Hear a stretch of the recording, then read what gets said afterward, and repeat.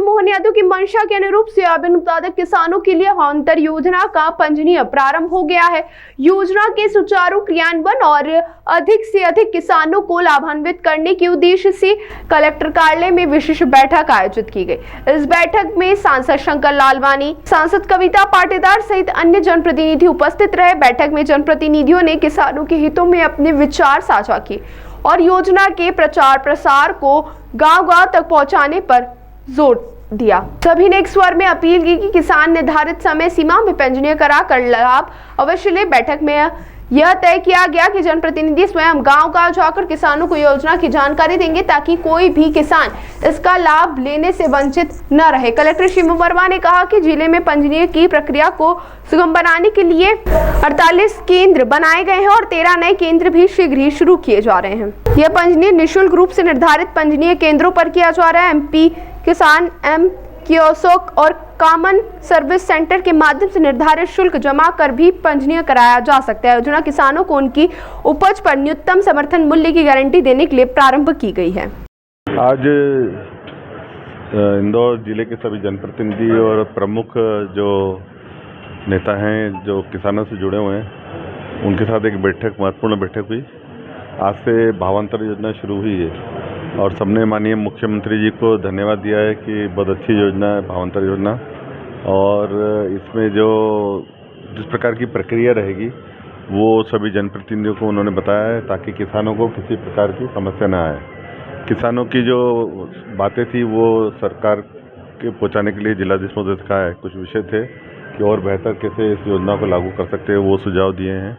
हमें पूरा विश्वास है इस भावांतर योजना से किसानों को लाभ होगा और किसानों को जो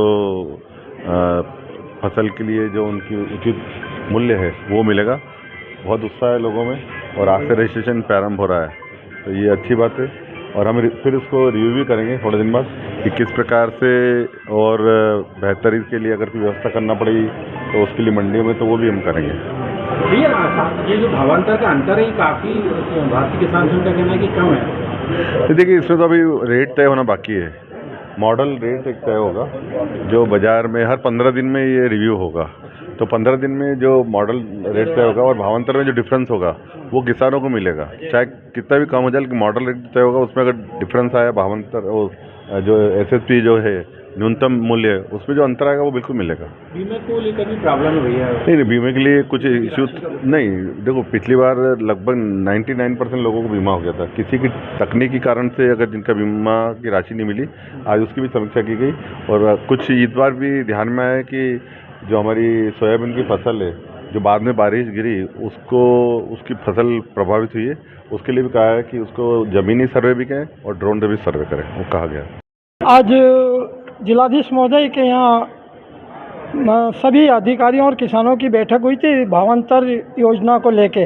क्योंकि आज से पंजीयन शुरू हो रहा है और सरकार की मंशा है कि भावांतर किसानों को दिया जाए, तो बैठक में ये तय हुआ कि जो भी उनका एक रेशा निकालेंगे पूरे प्रदेश में भाव का, और उसके बाद में अधिकतम 700 रुपये वो आपको भावांतर के देंगे, इससे ज़्यादा नहीं देंगे। तो हमारी मंशा ये थी कि एक तो पंजीयन की सुविधा सरलीकरण किया जाए ताकि किसानों को दिक्कत नहीं आए।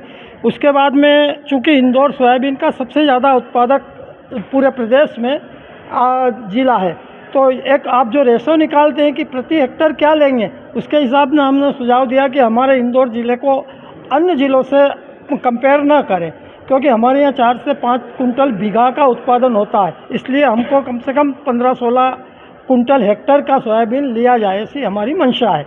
तो हमने सरकार को सुझाव भी दिया कि आप जो भी अब वो खरीदी तो अभी 25 तारीख से करेंगे और उसके बाद में 15 जनवरी तक करेंगे, पर अभी चूँकि जो लोगों ने सोयाबीन बेच दिया उनका हमने प्रश्न उठाया कि वो उनका क्या, तो बोला अब उनका कुछ नहीं होता, क्योंकि पंजीयन जब होगा तभी वो जिनका पंजीयन होगा उन्हीं का सोयाबीन मंडी में जो भाव बिकेगा उसके हिसाब से आपको वो राशि दे दी जाएगी, आपके खाते में डाल दी जाएगी।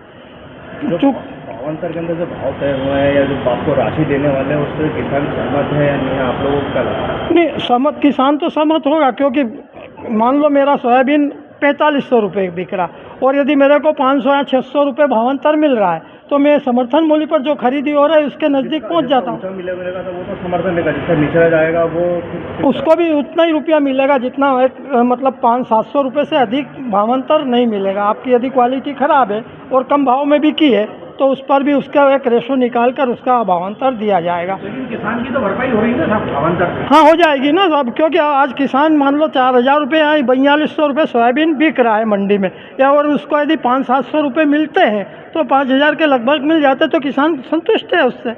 अब समस्या है कि जिन लोगों का कम उत्पादन हुआ या नुकसान हुआ है एक पीला मोजेक की वजह से, तो वो उसकी भरपाई तो हो नहीं सकती, उसको बीमा वैसे मिला। हमारी तो मंशा है कि बीमा मिलना चाहिए उन लोगों को, पर अब चूँकि सर्वे गवर्नमेंट की व्यवस्था, बीमा कंपनी सर्वे ठीक से हो नहीं पाता है, इसलिए वो किसानों को उसका लाभ मिल नहीं पाता है। पिछली बार भी बीमा, पिछले साल का भी हमारा 23-24 का भी बीमा अभी तक इंदौर ज़िले में नहीं मिला, इंदौर तहसील में कम से कम। तो ऐसी स्थिति है। मैं फसल को मोजेक हो रहा है? मोजक बहुत सारी, जो अगली वैरायटी जितनी भी थी उसमें सब में पीला मोजक आया, और जो लेट वैरायटी थी उसको अधिक बारिश की वजह से कुछ नुकसान हुआ। करीब करीब ये समझो कि 50% नुकसान पीला मोजक जो हुआ है अगली वैरायटी में, वो 50% नुकसान हुआ है करीब करीब। आपका नाम? राजेंद्र कुमार पाटीदार, अध्यक्ष भारतीय किसान संघ जिला इंदौर।